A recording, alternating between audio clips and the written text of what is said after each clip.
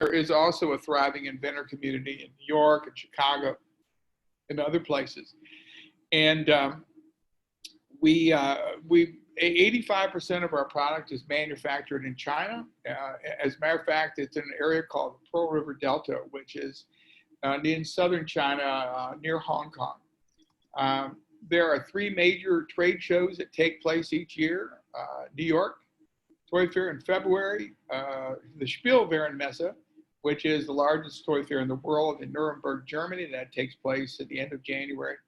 And we also have a major event in Hong Kong. And many of us are migratory as we go between these different places.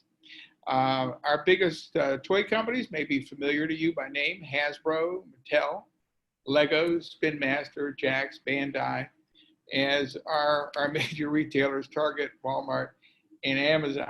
There's many more retailers, but between the 3 of those, are probably over 50% of the U.S. toy market. The major toy markets in the world are, the USA is the largest, but China is very close behind as a consumer market for toys, followed by Japan, the UK, France, Germany, India, Brazil, Australia, and Canada. Our top content providers are, of course, Disney, which owns Marvel, Warner Brothers, Nickelodeon, United Media, Universal Studios, Sesame Street, Viacom, the Copyrights Group, and Hit Entertainment. Hit Entertainment makes like Thomas the Tank Engine. And then what kind of jobs are there in the toy industry? Well, you can aspire to be a CEO, or you can be an entrepreneur like many of us are. But there's also careers in advertising, legal, licensing, brand management, operations, logistics, marketing, sales, design, invention, accounting, engineering, manufacturing, warehousing, and distribution as well. So let me take a minute and now introduce our panel. We put together a panel because we want to address 2 issues today. We want to address what is a career path like in the toy industry, what's it like working in the toy industry, and then we want to talk about what's it like for an African-American person in the toy industry, what's the life like. So we have Dr. Lisa Williams, who is the first female Black PhD graduate from The Ohio State University. And you may be wondering what she's doing here today. She will explain. But she's a very, very effective entrepreneur. We have Azelle Wade, who's president of the Toy Coach, very dynamic person, has her own podcast, and works with toy entrepreneurs. Jacqueline Vong, are you with us yet? Jacqueline is supposed to be here. She was running late. She's here. She's here. She's here. She may be muted. Jacqueline is from Hong Kong, worked actively in China, now resides in Canada, and she's an incredibly creative person, and she's going to tell you about her journey. My co-host on the Playground podcast, Chris Byrne, you may have seen him on Live with Kelly and Ryan. He is the toy specialist on that show, and he's a regular. And thank you, Onika Richards, for telling everybody about me. You don't need to know any more about me. So let's go ahead and get started. And as we go through with the panelists, if you want to tell more of your biography, please do so when you get started to fill in a little bit. So I thought what maybe we could do is Azelle, Lisa, let's start with Lisa, and then we'll go to Azelle. Lisa, can you tell us a little bit about your journey? Lisa? Did we lose Lisa? Lisa's here. She's unmuting her right now.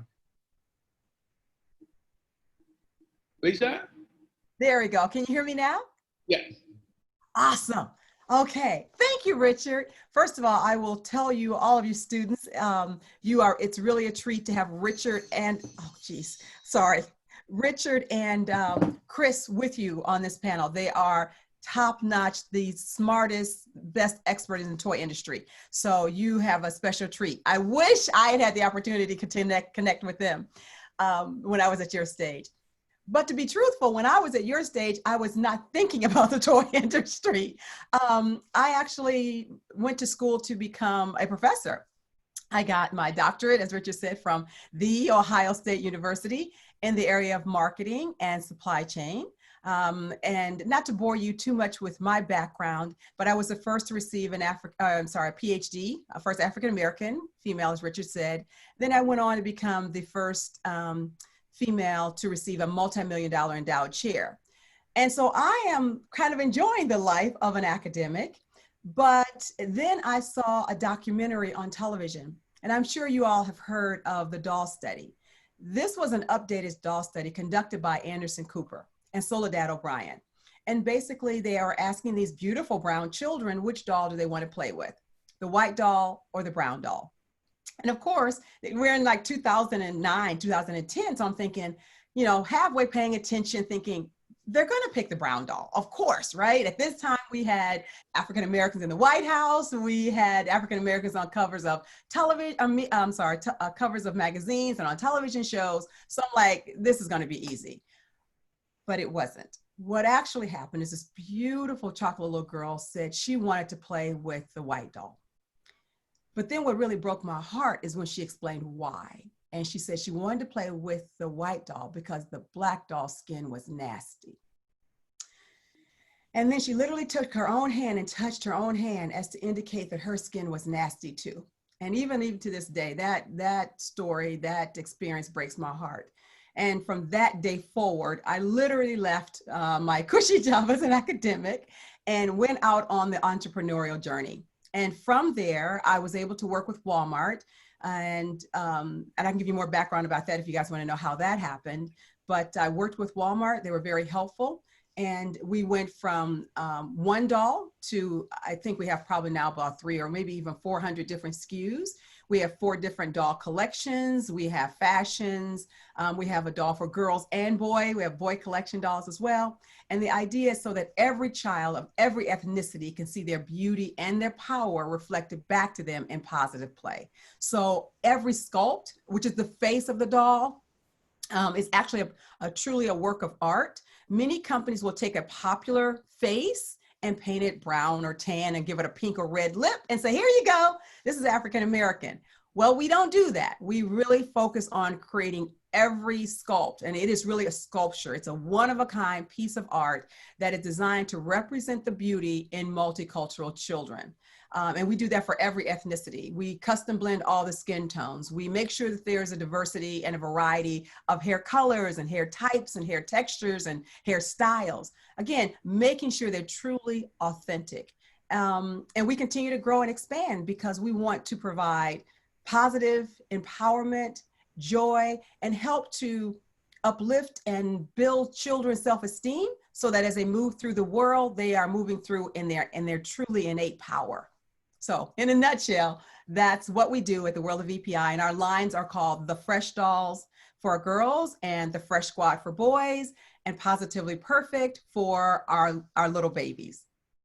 Can you tell everybody your website address? Yes, And the website. And if they wanted to reach you, how they might do that. Absolutely. I'm so glad, Richard, thank you. I'm so glad you said that. I will be available and I am available to all of you. I can't see you, but know that I am here to support you in any way that I can. My website is The Fresh Dolls, thefreshdolls.com, and you can reach out to me there. I didn't even know about Azelle, so I'm looking forward to hearing her story. I didn't know anyone that was African-American in the toy industry when I started. I still don't know very many people, but what I do know is, again, Richard and Chris are amazing, great experts in this field, and they've taught me a lot, but I am here to help you, and I heard about internships. If anyone's interested in an internship in dolls and boy and girl dolls and fashions for them, I would love to invite and welcome you into our Fresh family. That's very nice, Lisa. Thank you so much. Azelle Wade is next up, and I was just blown away. Azelle did a podcast about her experience as an African American in the toy industry, and I wrote her after I heard it, and she allowed me to publish to publish it on our magazine. So Azelle, why don't you tell folks a little bit about your journey? Hi everyone, my name's Azelle Wade. I've been working in the toy industry for 10 years. Actually studied toy design at a school called the Fashion Institute of Technology. And so I guess I knew I was going to go into the world of toys. And I've been working, I started off as a designer, and then I eventually got into the role of a product developer. And I worked my way up to being the VP of brand and product at a toy company called Creative Kids. And I had a lot of fun. I've made hundreds of products. I've led multi-million-dollar brands. I've built teams in the toy industry. And but always I've been an entrepreneur at heart. My mom was an entrepreneur. I've always had businesses on the side of my full-time gig.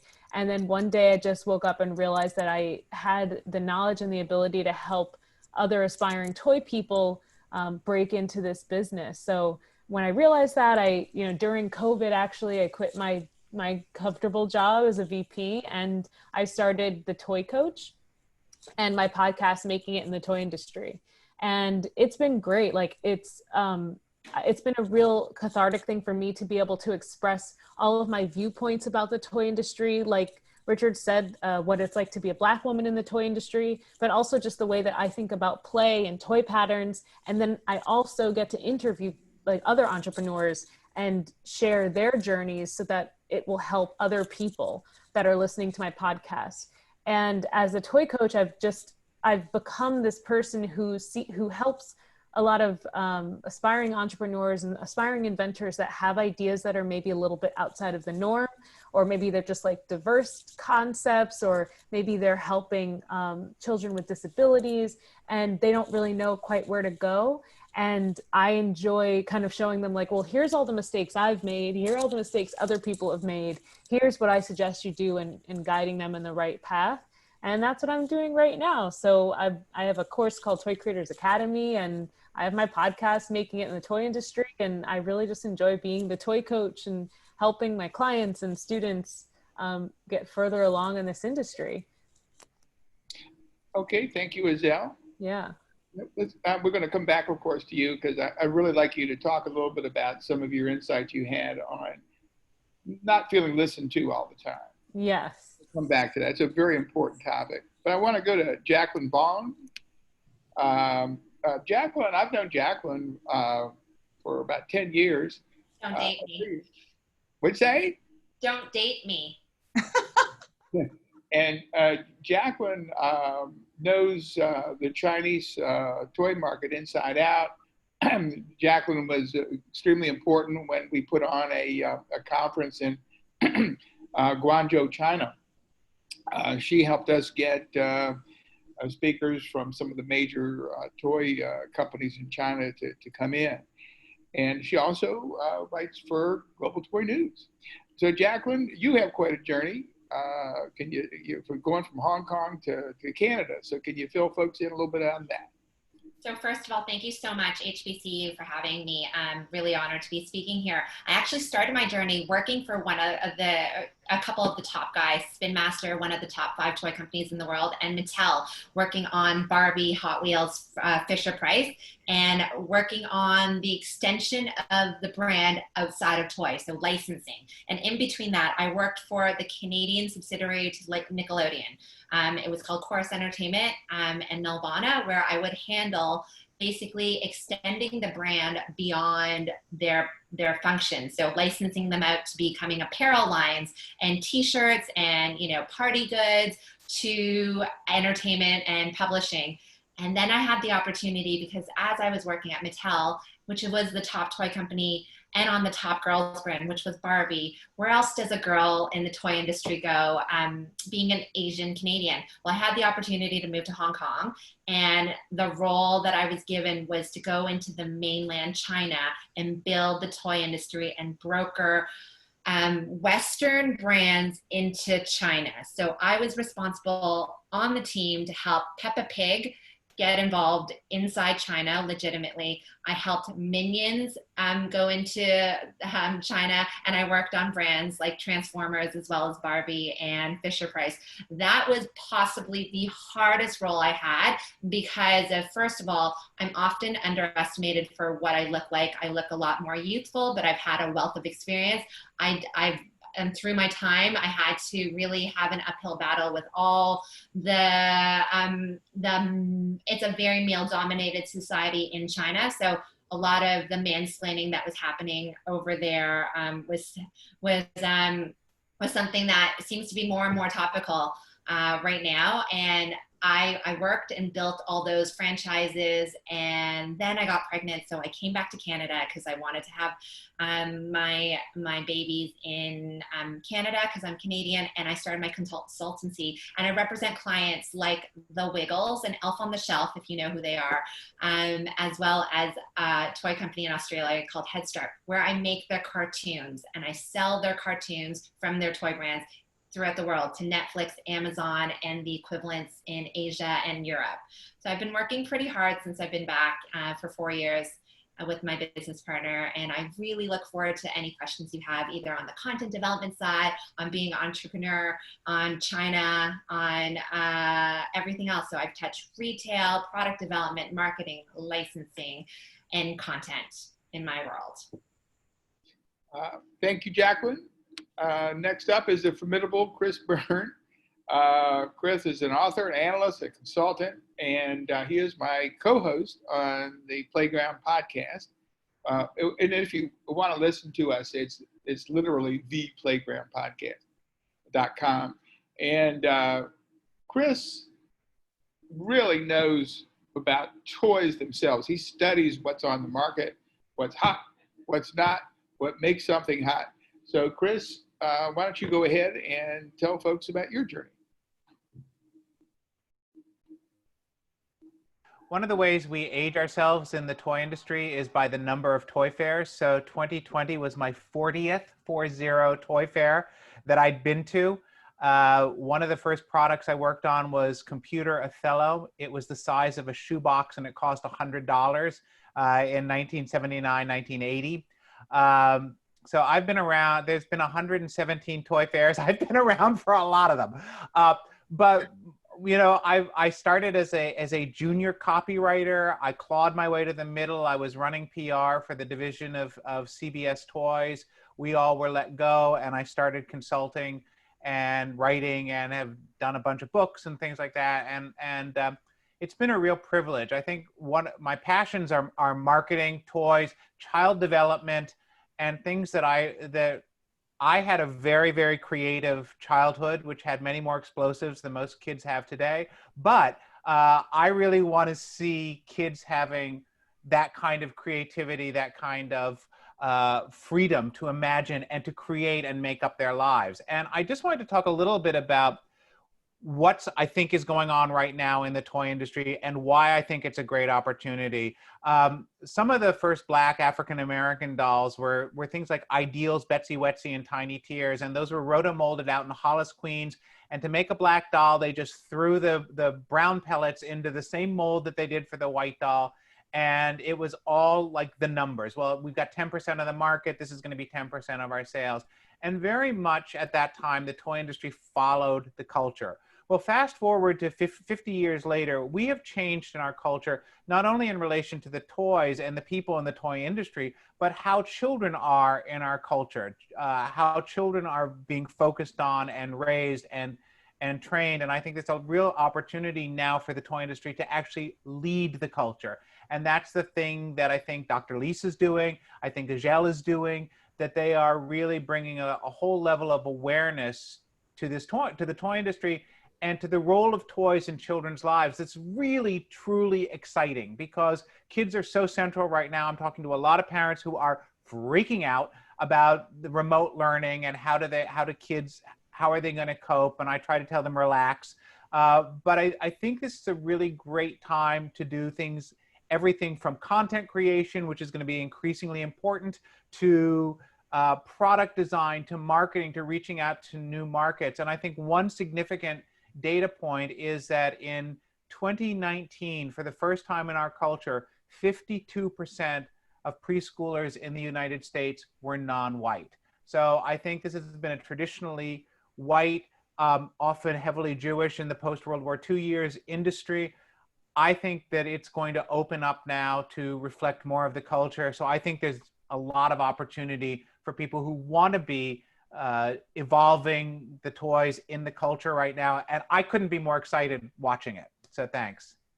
And thank you, Chris. And by the way, we do not see toys as a frivolous product. You know, the toys we give children today heavily shape the adults they become, and it has an impact on their academic choices and their professional choices. So toys shape the future. And also, they're a lot of fun. I love working in this industry. Not to say that we don't have bad days, because we do. Not that there's not some mean people, because there is.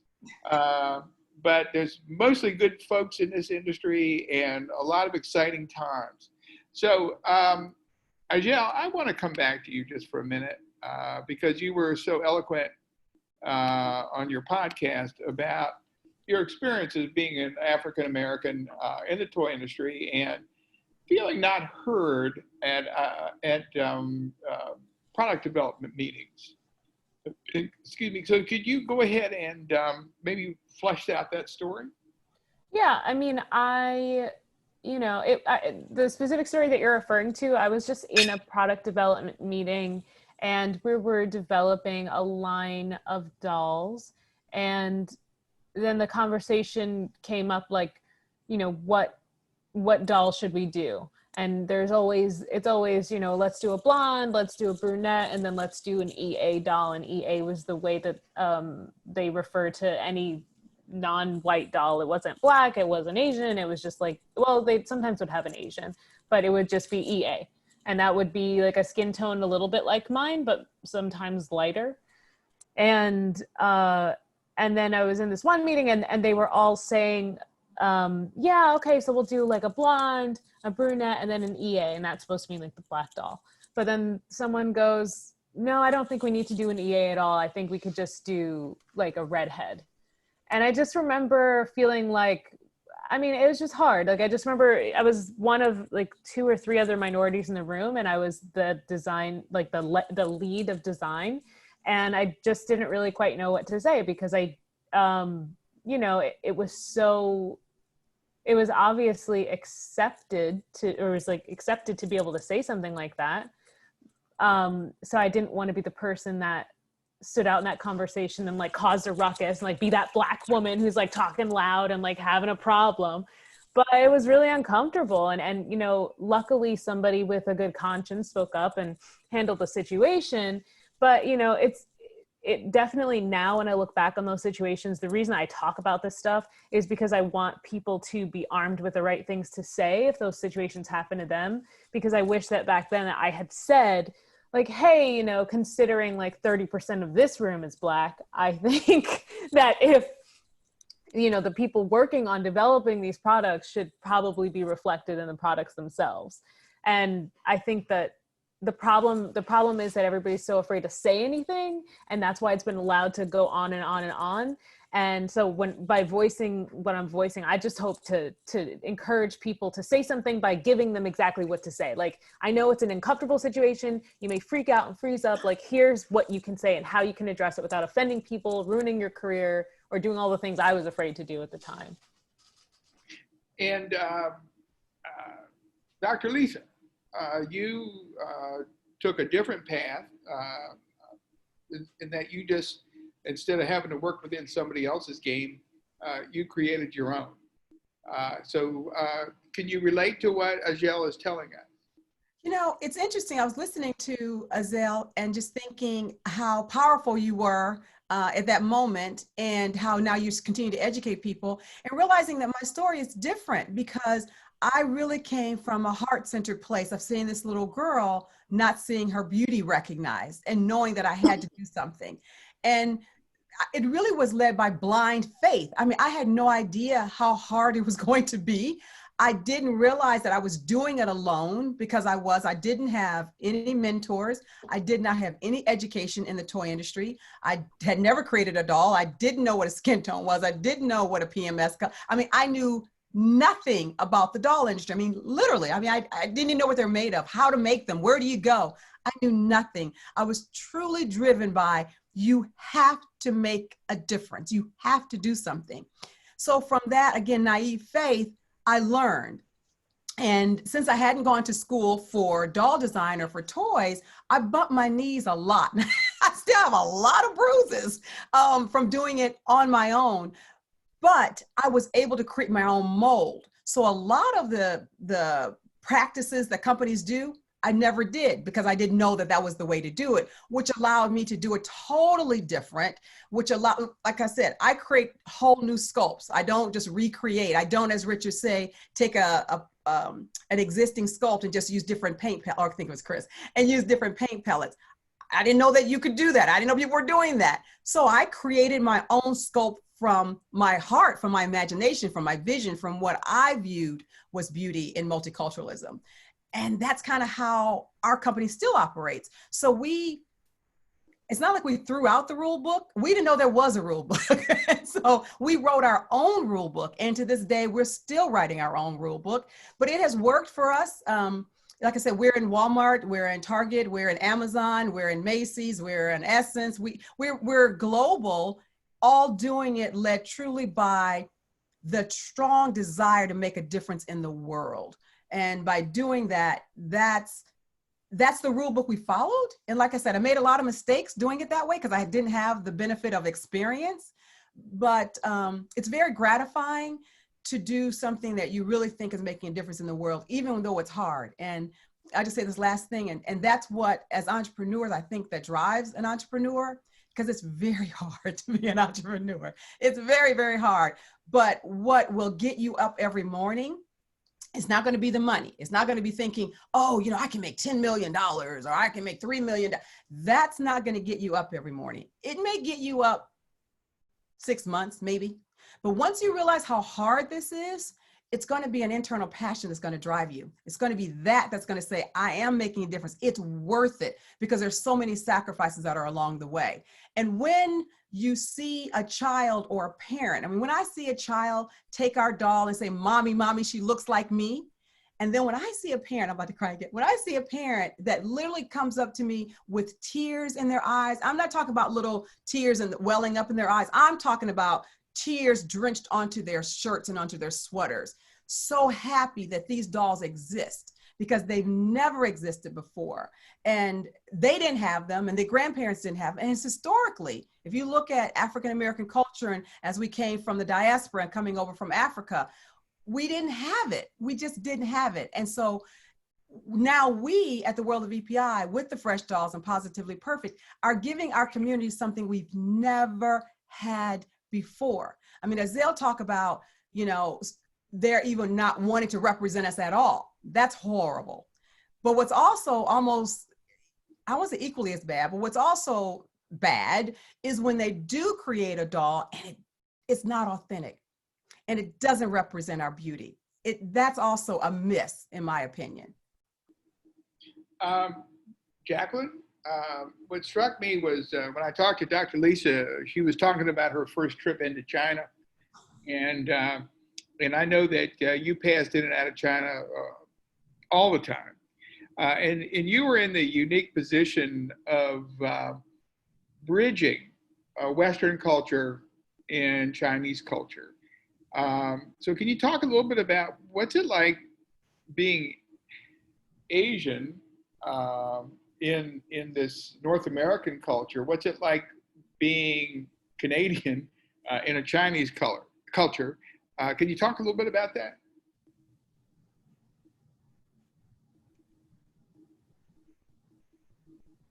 Jacqueline? Excuse me, technical difficulties. I think there's always a lot of lost in translation when it comes to people of Asian descent into China, because I may look Chinese to you right now in North America, but in China, I was a very much perceived as a Caucasian person because of the mannerisms I had, because of how outspoken I was, because of my accent. With the Chinese language, there's a lot of different dialects. I speak two of the main languages, Cantonese and Mandarin, but that wasn't enough. It wasn't enough that I came with a wealth of experience from major toy companies. It wasn't enough that I had new ideas and more efficient ideas to work with. It was just a hard road because there's a mentality there that has been ingrained in many, many generations of toy making there, that nothing wants to change. And I find now, being back in North America, the being Asian, it's or being a person of color really is, it's such an important time right now in history. We're writing our own history books. Being able to inspire, empower, speak up, stand up, and tell people that I'm speaking is a very important thing. And to share the fact that you have an opinion, you are important, is pretty powerful right now.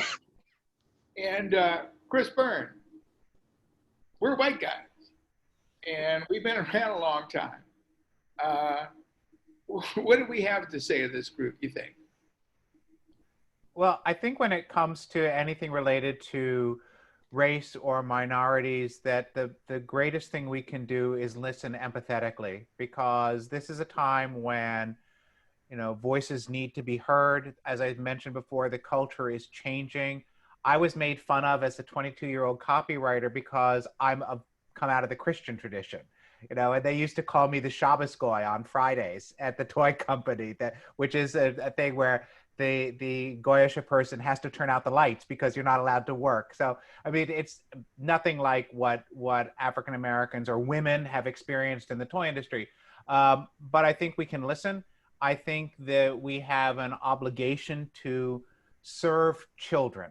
And I think understanding what children are going through right now is the greatest thing that we can do, and not impose our own egos. The challenge in the toy industry has traditionally been, because there's so much that's mass market, that it becomes a numbers game and a mass market game. But as Dr. Lisa has proven, as Ajel has proven, that if you identify your niche and you go after it, you will be successful in that niche. And one of the other big transitions I've seen in the market is we are not really the traditional mass market anymore. We are a mass niche market, which means there's many sub-markets right now where people will buy deeply. That market might not be as broad, but people will buy deeply. So if you find out who your audience is and you give them something authentic, as Dr. Lisa says, you have a real opportunity. And I think Richard and I talk to people on the podcast, and everybody tells us what Dr. Lisa said. This is a passion industry. We talked to somebody last week who said, get ready to have your heart broken. Get ready to keep fighting. Get ready to keep going. So this is not, I mean, yes, some people get rich in this industry, but you've got to look at what feeds your heart and your soul, because you're going to be spending a lot of time doing this. And for me, is if I'm being of service or helping or making a child smile or a parent feel relaxed, that's a currency. That's a currency and has a real value to me. And I think, but to go back to your question, I think there is so much listening that has to happen right now, and so much being open to new ideas. And what Ajel said, she mentioned EA before, and that's ethnically ambiguous. And that has a place, but it's a cop-out. It's totally a cop-out. So I think that it's it's a way people tried to hedge their bets, but really, I think we're here to listen and serve. I'm a Jewish American, and I've run into some anti-Semitism, but most of all, that has not, I don't feel, obviously impacted my career. Although I had cases where people just wouldn't buy anything from me, and they had no good reason. And you never really quite know, but you suspect it. Chris, you just mentioned something I want to bring up to the panel. I hope everyone remembers the Bratz dolls. which was a product from MGA. And these dolls were extremely popular. My opinion was the reason they were popular is that they were ethnically ambiguous. If you looked at them very closely, the hair was Asian, the eyes were Caucasian, and the skin complexion was Hispanic, and the lips were African American. And so the dolls looked like everybody and nobody, and they were very popular. So I'm just interested, Ajel, particularly, and Jacqueline and Dr. Lisa, what do you think of that approach? I kind of feel like it's a mass market cop out. I feel like it's a way people want to be seen. Just like when it's almost like saying, I didn't even notice you were Black when we talked on the phone, or like, it's almost like saying, I don't know. It's like disregarding your cultural differences. I feel like it worked because it was mass and, you know, it's inclusive, but it's different. But I feel like it's more important to like represent people exactly as they are. Like I want to be able to have an American Girl doll version of me that is a light-skinned Black person with Afro hair. You know, like I don't know. I don't really like the idea of just melding them together for the sake of meeting MOQs or minimum order quantities, you know? Yeah, you are in corporate. So let me ask you the really tough question though, is that we all have to make money in this business. It is a profit and loss business. It's a revenue business. So how do you parse the line in making decisions that speak to the heart, but also speak to the pocketbook? Because if the pocketbook's there, there's no heart. So and then Dr. Lisa and Jacqueline, I'd be interested in hearing your opinions on this after Ajel finishes. Yeah, no, I think obviously if you're like a big corporate company, you have to make those kinds of decisions. You just have to make one mold that you can reproduce over and over again and recolor and simplify the process. But if you're a small toy company, I think it just comes down to focusing on your niche. Like what is your niche? And then once you develop one, I always think people should start with like one product, one item, make sure that sells. And then if that sells, then you talk about how can you expand it cost effectively? Can you just change colors and stay true to your brand, or do you need to invest in, you know, doing new molds? I just think it's about, if you're trying to scale to be more inclusive, you just have to start small and scale in increments instead of just saying, well, we're going to start with like 10 different head sculpts because we need to have one that looks Black and one that looks Black and Asian and one that looks, you know, like that's kind of what I think. Okay, Dr. Lisa and Ajel, we only got 4 minutes until we get to the Q&A period. So could you just quickly, and Chris too, could you quickly chime in on this point? Yes, I think in regards to Bratz, I think that for the first time, it was very different and it was entertaining, but there was also, exactly as you just described, Richard, there was something that everyone can see and identify with, right? Oh, those lips look like mine, or eyes look like mine, or their hair. And I think that was a step in the right direction. Going to what Ajel was just saying, I think at least what we try to do is really be authentic. So we do focus on not necessarily a stylized face, but really trying to give an authentically beautiful representation of Black, brown, mixed or blended children. That's our goal. And she is absolutely right. We do the same thing. We started out with 2 molds to start with, because molds, as we haven't talked about to the students, those are the tools from which you make all vinyl parts. It's very, very, very expensive. And so for cost-wise, people will use one mold and add different colors. Again, for me, I wasn't led by the money, although Richard is correct. I have to, and I do make money in order to stay in business. That's a part of it. But my goal was not to make money. My goal was not to start off making, you know, so much per doll. My goal was really to provide something that was authentically beautiful for children. So what is your mission and your passion will drive your decision-making. But again, making the money is important because I can't stay in business if I don't. But I'm really driven by making sure that I have something that's authentic, that truly is representative. Jacqueline? I just wanted to jump in. I'm sorry. I just wanted to jump in really quickly and say the rationale behind the ethnically ambiguous doll is that children largely project onto the dolls, their feelings, they project it. So it's kind of a way of hedging your bets. As I say, and Mattel gets mad at me, Barbie is inherently just a lump of inert polyvinyl chloride, largely poly. And there have been billions of dolls Barbie sold. They're all different depending on how children bring them to life. So there's a place in the toy box for that. The thing about Bratz was it was about a characters, very, very aggressive, fashion forward stuff.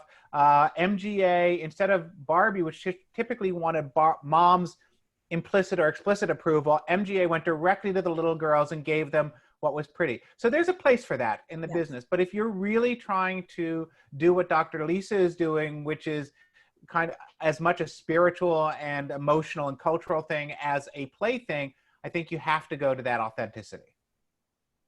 I think back in the day, I was just off for the last word. It was very formulaic to make the bottom line meet. So, you know, with the Bratz, with the Barbies, and I've worked on Barbie, so I would know that we would typically with the EA dolls sell 10% less.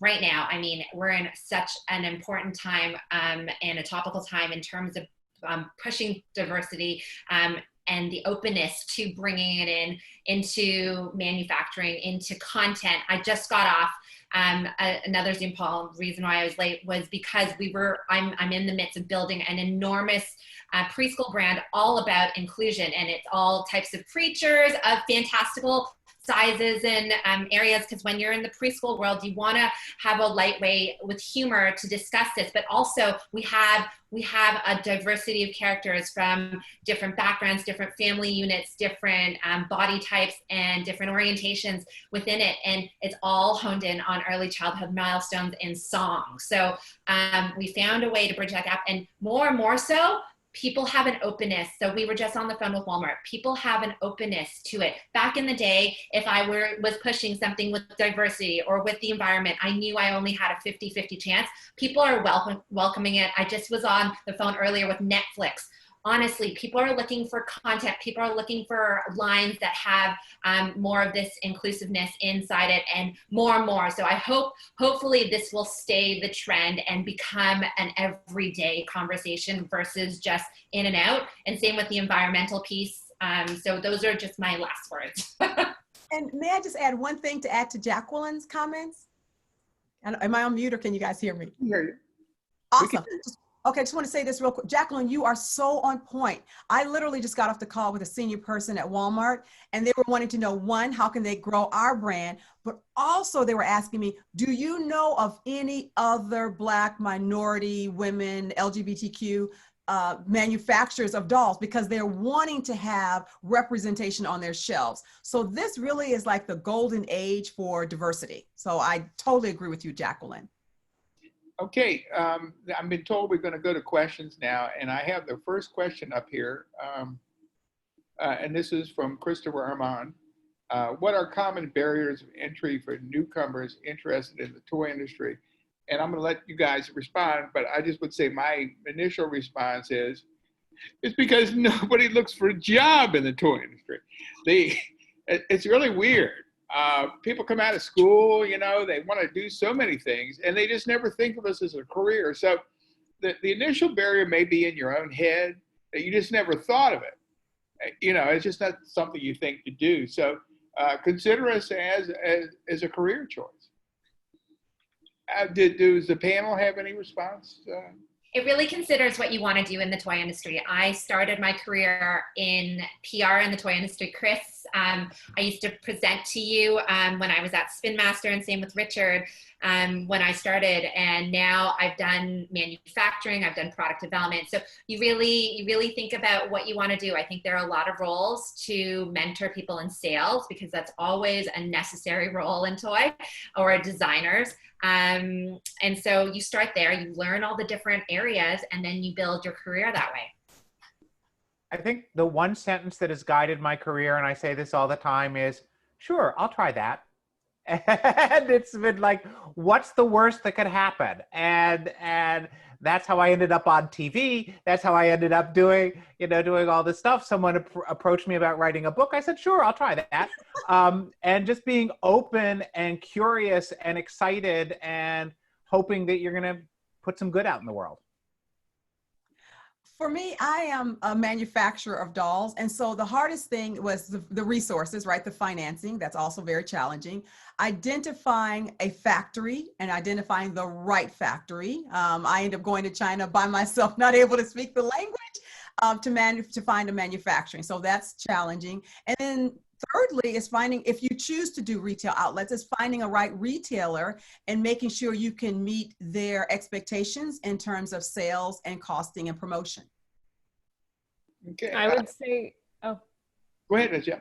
I would just say from like the professional perspective, some people outside of the toy industry don't normally have toy experience. So they feel like, how can I apply to this job if I have no toy experience? And I would just say, like, you can always tweak your resume or your portfolio, or look for volunteer opportunities to like volunteer time to help out with like toy related industries. It could be, you could start off in like children's products. You could start off, I worked for like a children's towel company once. So like there are a lot of different ways that you could like build experience around the toy industry so that when you're ready to enter it, you can say, oh, well, I worked at a children's towel company doing children's graphics. And I also, you know, picked out plush fabrics at a fashion house for like their plush something. So there's like ways to get into the toy industry by padding your experiences with like experiences from surrounding industries around the toy industry. And Jill, I would say to folks that when you think of the toy industry, probably the closest industry to us, believe it or not, is ready to wear. Because we're a design and fashion industry. We have fads that last months, not years, months. And so you don't have to be in the toy industry to get in the toy industry. I got a question here from Michaela French, and she says, what does the market look like for minority toy designers?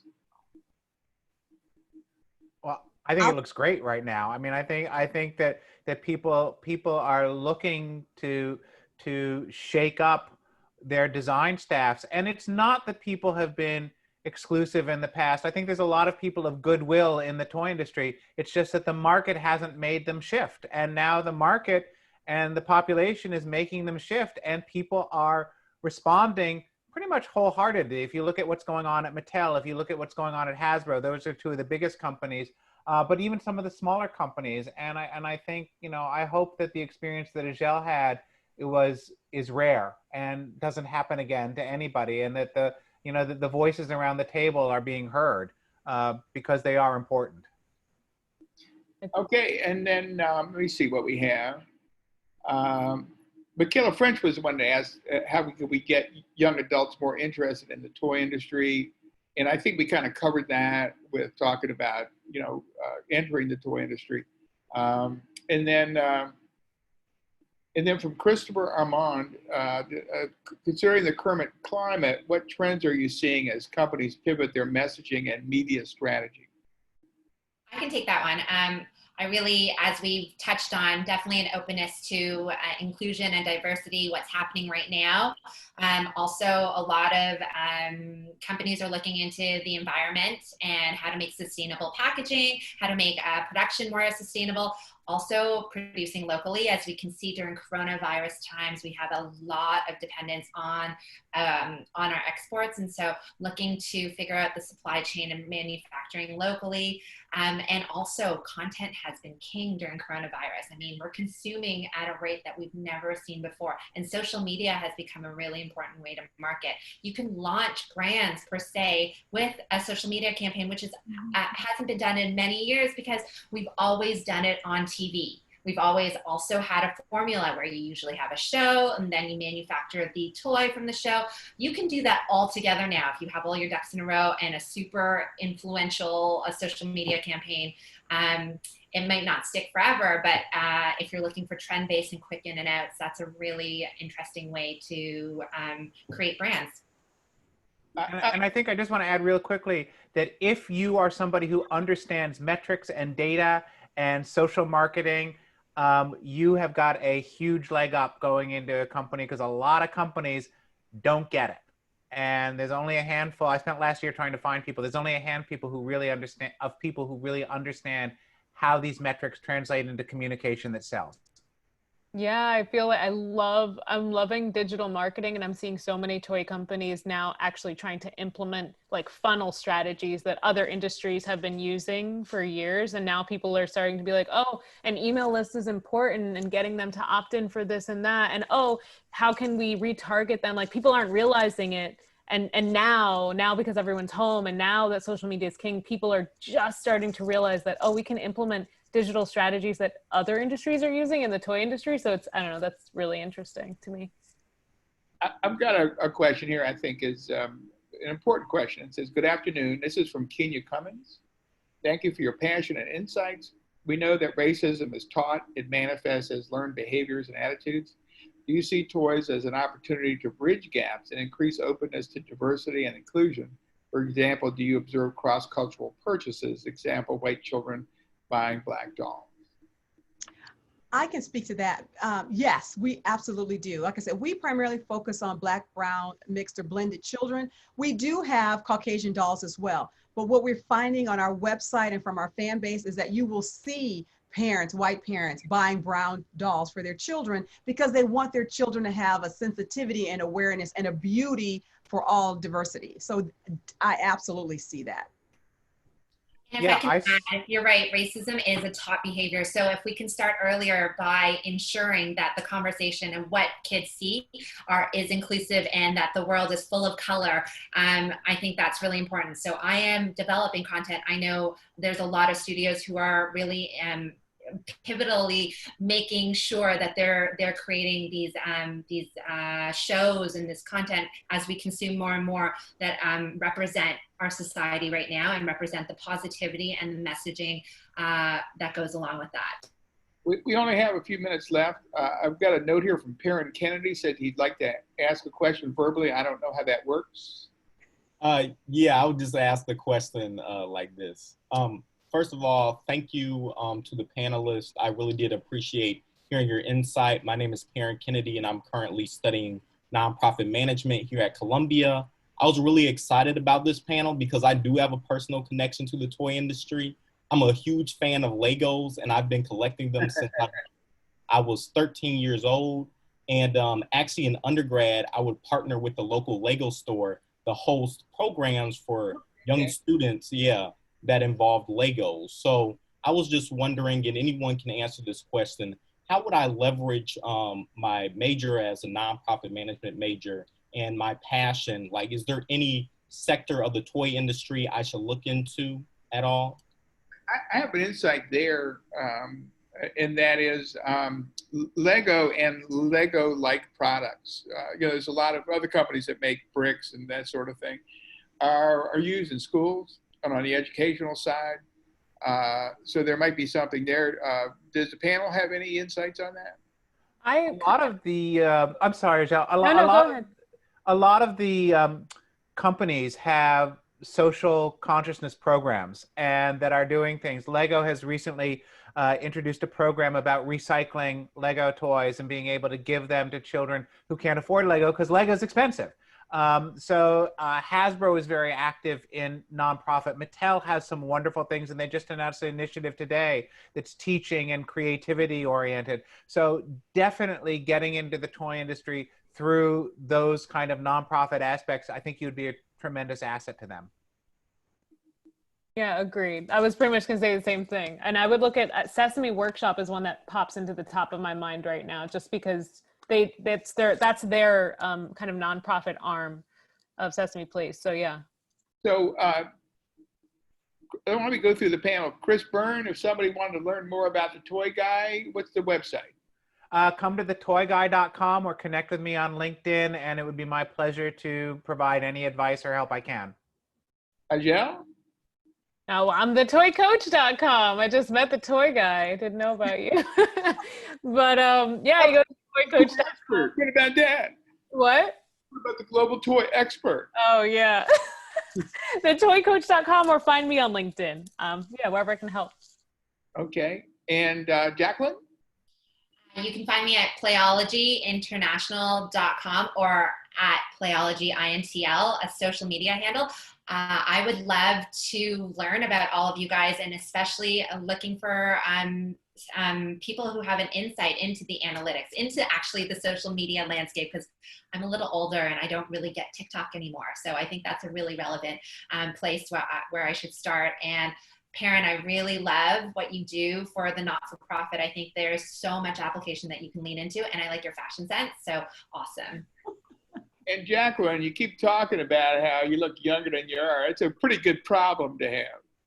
Not when you're underestimated many times in the toy industry and told that you're either entertainment, an assistant, and you're not supposed to be in the room or at the table. So it's been an ongoing challenge through and through. And Richard, you know, you've been very supportive. I had recently an article that caused a bit of a debate, and I felt the need to definitely stand up and speak out about who I am and what I stand for, because I'm not going to be silenced anymore, guys.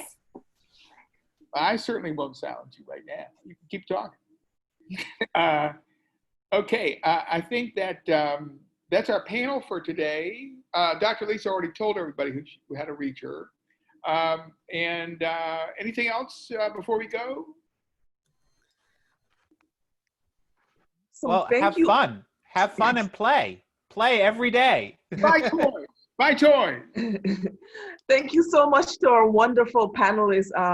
As you guys were talking, the fellows were sending me messages asking, can I connect with such and such? I know that, you know, an hour is such a short time, and I'd love to really connect you with some of our fellows. They have further questions, want to pick your brain some more. So I will be making some email introductions so that they can really learn more about you and pick your brain. For the fellows on the call, we'd love to get your feedback on how you enjoyed today's session. So on the screen, there's a little QR code. If you can open up your camera, scan over it, and then answer, I think it's a 2-3 question survey just to get your feedback of how you thought today went. We'd love to hear from you.